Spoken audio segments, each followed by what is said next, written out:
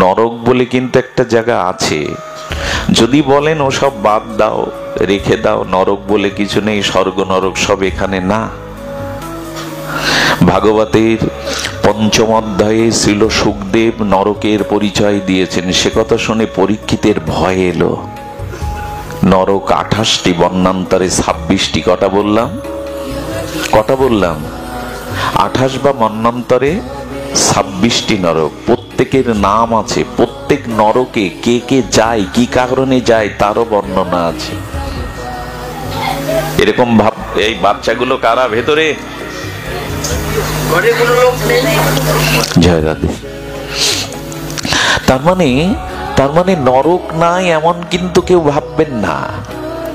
আচ্ছা, যিনি একটা খুন করলেন, জজ কোর্টে তার ফাঁসির অর্ডার হলো, যিনি 50টা করলেন তার একবার ফাঁসি হলো, শোধ হলো কি?